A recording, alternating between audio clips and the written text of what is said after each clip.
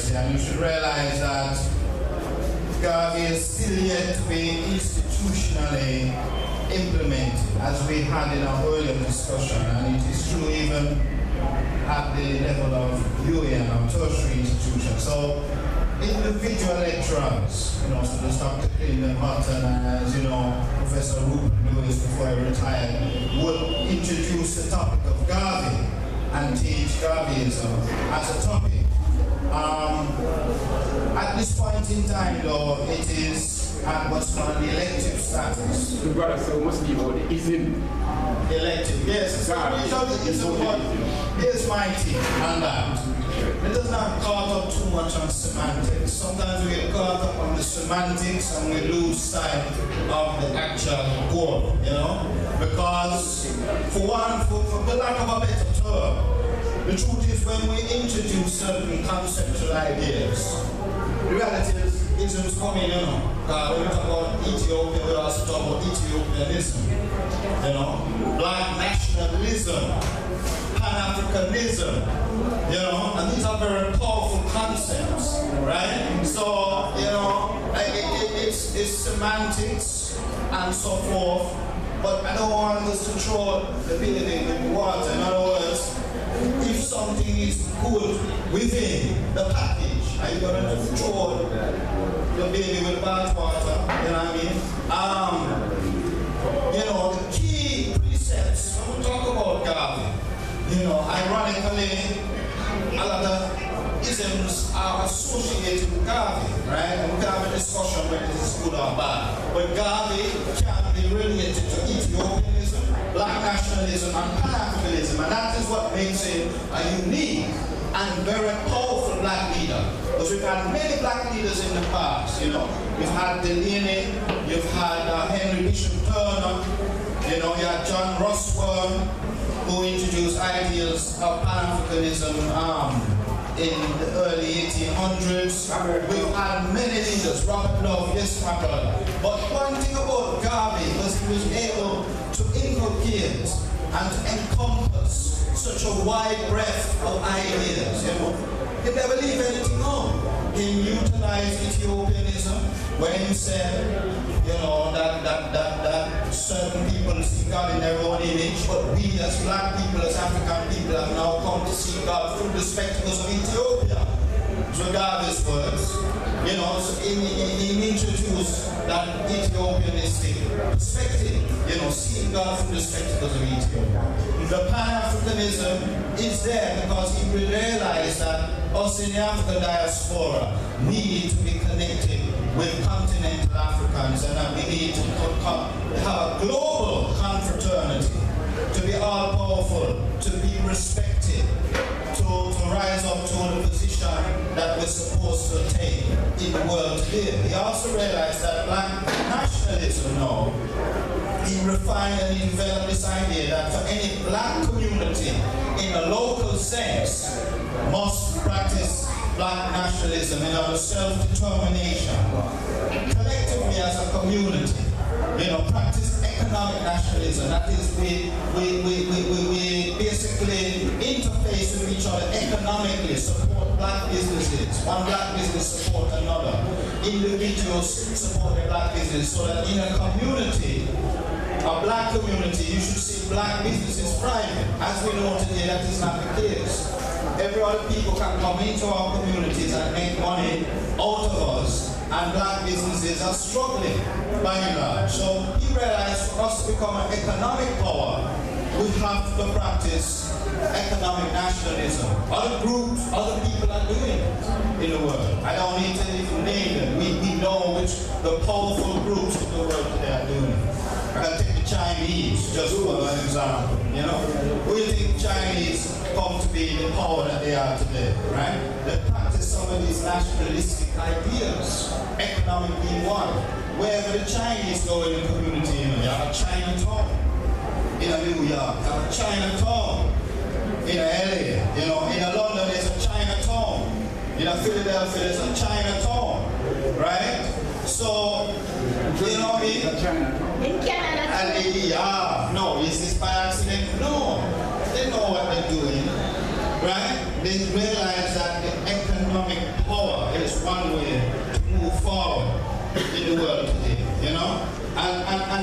we see that in the homeland in China is becoming an economic power. It's becoming the mightiest power right now on the planet.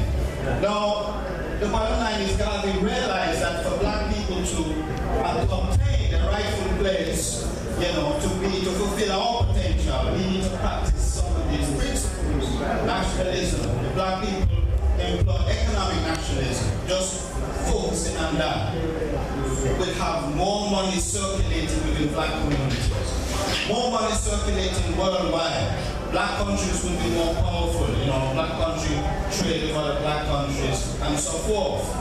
So we can practice it at a local level, a national level, a regional level, and then at a global level. So his vision encompassed everything. This man was so brilliant, well ahead of his time. Then he talked about cultural nationalism, embracing our culture, being proud of our African heritage, our African culture. He had so many events at Louis Park. Why? Because he was promoting our love of our culture, celebrating our culture. That's cultural nationalism, educational nationalism. He realized that we needed to know more about our own history, our African history that preceded slavery and so forth. That we needed to know what accomplishments, great accomplishments we had made from the time memorial, from times way back, ancient Egypt, Kemet, and so forth. He realized that we needed to have a sense of us being the first people on the planet that gave rise to other races. So the irony is we are the parents of the human family, truthfully told, but at the moment we're being treated like the children. You know what I mean? Parents are being treated like the children. So we have to look at that. Garvey recognizes if we want to get back to our position, that to rise up to position and be used to hold, then we have to practice certain policies. So educational nationalism, if we have a sense of who we were and what we achieved before we were enslaved, then we have that potential to rise up to that position. Then you have political nationalism, that sense of being politically aligned, having, political ideals which are synergized with each other. So it's Africa for the Africans at home and abroad. So that when the black people are in the diaspora, when the black people are on the continent, then they claim to Africa, they see their connection with Africa, and they have a vested interest in Africa becoming a superpower, becoming a strong continent, because you benefit wherever you are, you benefit from that. Political nationalism. He even spoke to, if you like, people who call it religious nationalism, but it's really spirituality. That Africans worldwide, no matter what spirituality that they actually follow, but the key thing was that they see God in your own image. It's very powerful. Rastafari have taken that, have taken that to the ultimate level. You see God in your own image. Because as we know, many minds are enslaved, African minds worldwide, because they celebrated this white image of Jesus. Celebrated the white image of God. So right away you are at a disadvantage psychologically, because you see another race as superior to you. So these are fundamental ideals that Garvey introduced that inspired black leaders after him. So we see from Garvey, I will put it to you, my people, that Garvey inspired the Nation of Islam. One of the brothers who started the Nation of Islam, Elijah Muhammad, was known as Elijah Poole. He was a lieutenant, corporal actually, in Garvey's UNIA. He was inspired. Leonard Howe was a member of Garvey's UNIA. And I put it to the island that Leonard Howe, who was of the first generation of Rastafari leaders, he had strong organizational abilities, and all of that, a lot of them were gelled with his time in the US, observing Garvey and the UNIA and so forth. It cemented ideas about organization, institutionalization, and so forth. I mean, Leonard Hall was the most persecuted of the early leaders, you know. Remember, there are Gibbons, there are Robert Hines, there are Archibald Dunkley. Why was it Leonard Hall that was being sent constantly to Bellevue and to prison? Out of all the leaders. Because they saw him as the most dangerous, right?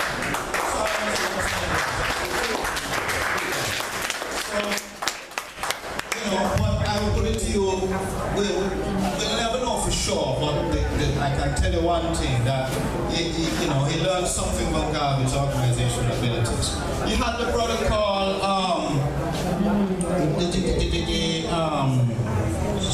what's the name of the temple? Moorish Science Temple. Ali. I was trying to remember the name of the brother. Ali, what's the last name? But Moorish, Noble Ali, thank you. Yeah, man, give thanks to that. Noble Ali was influenced by Marcus Garvey. So Marcus Garvey is a great prophet, John the Baptist himself. And he wrote this in his book. He had a book called The Holy Quran, he published. So Garvey introduced him and some of his ideas in more science temple. And then as we move forward in time now, we see Malcolm X, his father, and Kwame Ture. But before he was Kwame Ture, he was influenced by Malcolm X. Malcolm X's father was a leader, a major leader in the Garvey movement, you know, in the US. In fact, unfortunately, Malcolm X's father was killed because of his activism, you know.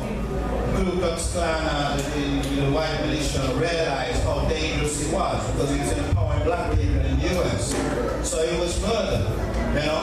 But Malcolm X's early to read his autobiography, he talks about how his father would take him to his meetings. And I would say that had an impact on his psyche from young. Now that didn't gel, arguably until he was in prison and he had time to reflect and he had time to read and so forth. And as we know, Malcolm X was influenced. He was a member of the Nation of Islam when he comes out of prison. But he thinks through his ideas, he realizes black people worldwide are suffering, and we see a transformation of Malcolm X from black nationalism to Pan-Africanism, because when he travels to Africa, now, he sees for himself that the plight of African Americans is not a unique one, that black people worldwide are suffering oppression and so forth. So his ideas become more Pan-Africanist as he grows. Now, Malcolm was such a charismatic leader now. He influences people like Kwame Ture himself, who was a great Pan-Africanist. And Kwame Ture, incidentally, and a brother called Willie Ricks, who was here in Jamaica a few years back, they coined the phrase Black Power. So Black Power was an expression in 50 years ago, June 1966, that term was called. Black Power was an expression of black dignity, of black self-determination, of black empowerment. And the world was scared of that proclamation, you know?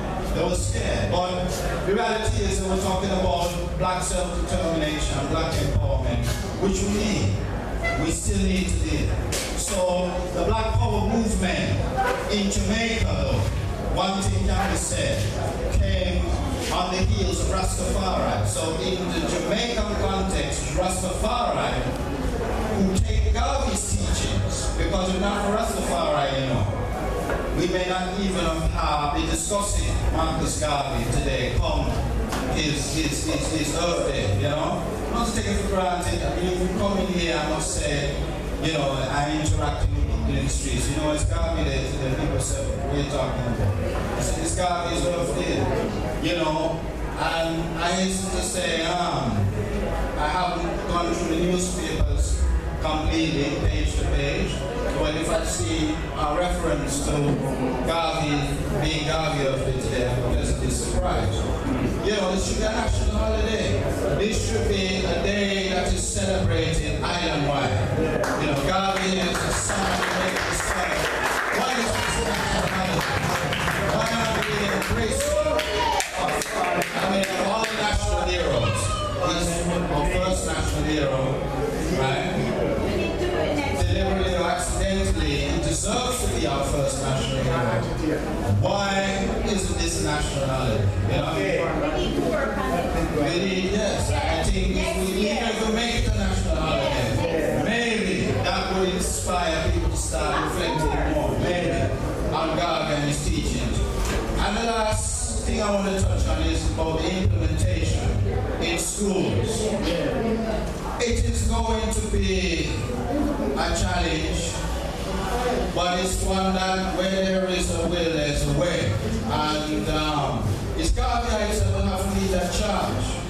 Because the truth is that, many of the teachers at the training colleges like mine gone short, they have no knowledge of Garvey, they have no familiarity. So they're not going to be able to teach it. And then in trying to teach them, there has to be programs implemented at Michael and Shortwood and so forth. But there's going to be resistance. Because the truth is, some people do find Marcus Garvey unattractive. So we know this. But it's going to take a Garveyite energy to make this a reality. And it's going to take a Garveyite energy, actually, to manifest our own destiny as African people, which has not yet been actualized, even in this country, let alone in Africa. And I would like any of the ones then to highlight to me one black country today, worldwide, that we can say is fully actualized in its potential. Because I'm looking around and I'm seeing that this is a need for all black countries worldwide, on the continent and abroad, globally. So we have a lot that we need to do, but with a Garvey mentality, we can achieve. We give thanks. Yes.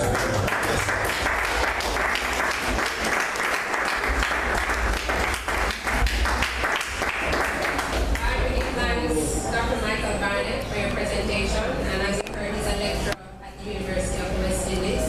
We want to say thank you to those of you who are here still, who started out with us at 3:30. At this time, I'm going to be resting, like hand over my house and ceremony duties for the police matter. Please take me.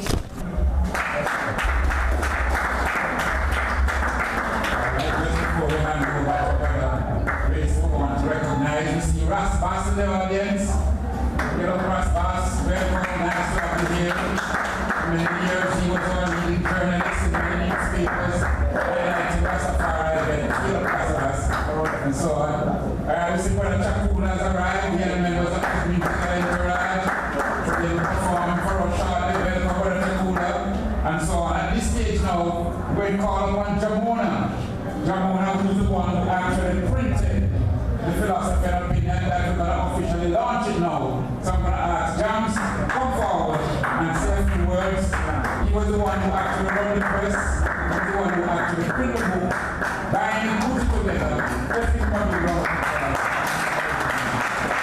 We want you to say something, James, and officially launch this book now to the gathering. Big thanks. Big thanks. Yeah, man, and give thanks to this gathering. As African people, it's always good to come together, share that love. Eat some food, enjoy the day. My day started out the bread outside arrived quite early with some ackee and roasted fruit. So I picked up some food and some carrot juice, and we've been enjoying the day ever since.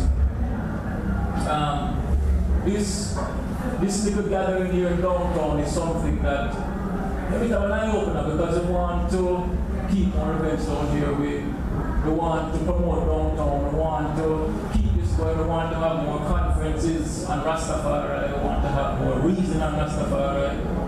We have a couple books, another book that came out after the first appearance of Marcus Garvey called Rastaman Chant. We're going to launch that book here as well in this place. So we're going to follow it up. Now, working on this book, The First Appearance of Marcus Garvey, is a very powerful book. It's new on the press, yes. Working on this book opened my eyes to Marcus Garvey. So, of course, Marcus Garvey is our national hero. But it's when